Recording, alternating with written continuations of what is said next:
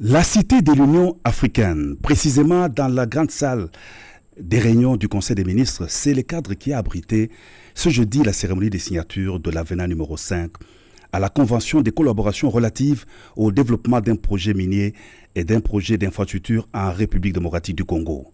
Tout a commencé par une rencontre du président de la République Félix Antoine Tshisekedi Tshilombo avec les responsables du groupement d'entreprises chinoises, une rencontre à laquelle ont pris part quelques membres du gouvernement et les directeurs de cabinet du chef de l'État.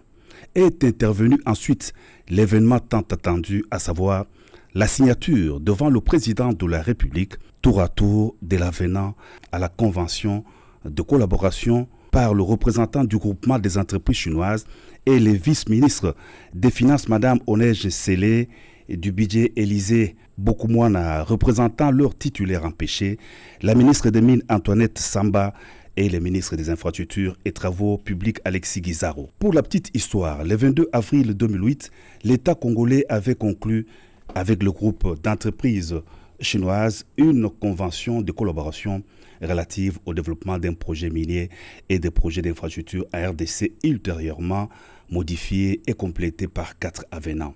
15 ans après sa mise en œuvre, il a été mis en place, sous l'impulsion du chef de l'État, un cadre de renégociation conformément à l'esprit de la déclaration conjointe entre la République populaire de Chine et la République démocratique du Congo sur l'établissement d'une coopération globale et d'un partenariat stratégique avec comme objectif rétablir l'équilibre dans ces partenariats pour le rendre gagnant-gagnant.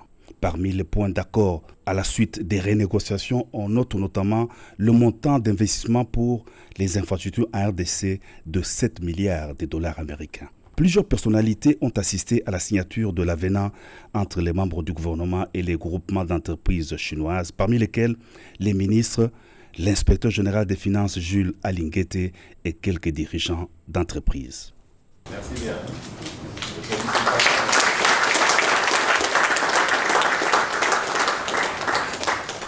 Sous la présidence de son Excellence, Monsieur le Président de la République, que vient de se tenir cette cérémonie solennelle de signature de l'avenant de la Convention de collaboration entre le groupement d'entreprises chinois et la République démocratique du Congo.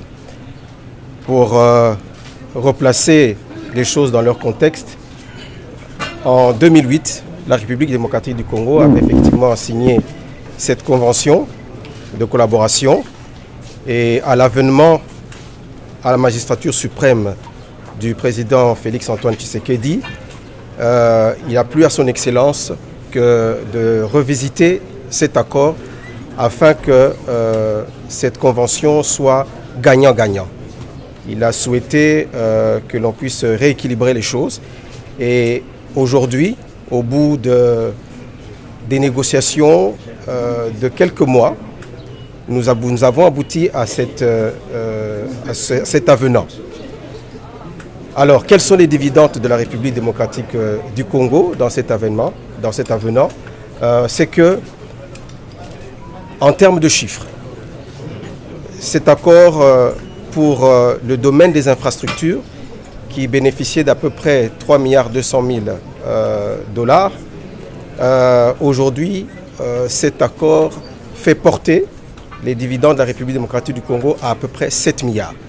Je voudrais, en termes de chiffres, vous dire que cela représente à peu près la construction de plus ou moins 5000 km de routes qui vont s'ajouter dans notre espace national.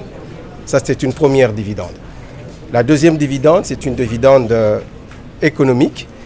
Nous allons effectivement, pour la partie économique, obtenir des apports financiers, des contributions financières en termes de dividendes d'impôts. En ce qui nous concerne, parce que c'était le principal objectif qu'on recherchait, c'était les infrastructures. Quand le président est arrivé à la magistrature suprême, le constat qu'il a fait, c'était que notre économie était complètement désarticulée. Vous savez qu'on parle aujourd'hui d'intégration économique à l'africaine, mais quand vous regardez la République démocratique du Congo et vous comparez par rapport au fonctionnement de l'économie depuis l'époque coloniale, c'est que les zones de production étaient reliées aux zones de consommation et ensuite à la principale zone d'exportation qui est au fait l'embouchure du fleuve Congo et par les deux ports principaux qu'il y avait à l'époque, Matadi et Goma. Et notre économie a énormément souffert parce que toutes ces infrastructures ont été détruites, ce qui fait que nous avons sensiblement augmenté la production minière, mais l'évacuation de ces produits passe par des ports étrangers, Durban, Dar es Salaam, Mombasa. Donc les infrastructures sont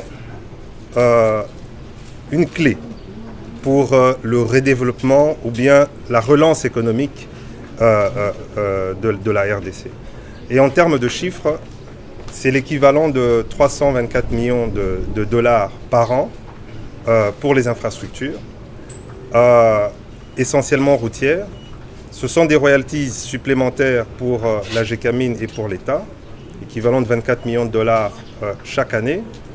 C'est le rééquilibrage des participations dans le barrage de Boussanga. Vous savez que ce barrage de Boussanga était la propriété du groupe d'entreprises chinoises à hauteur de 75%. L'État congolais en réalité n'avait que 10% et 15% revenait à un consortium privé. Et à la faveur de ces renégociations, l'État congolais passe à 40% et le groupe d'entreprises chinoises à 60%. On renforce le contrôle des activités de la SICOMIN par rapport à la gouvernance de la société où les Congolais n'avaient pratiquement pas un mot à dire. Aujourd'hui, la direction commerciale va dépendre d'un représentant qui viendra de la GECAMIN. On a créé 2 postes supplémentaires de directeur financier adjoint, de directeur technique adjoint, pour pouvoir suivre du côté congolais aussi bien la production que les états financiers de l'entreprise.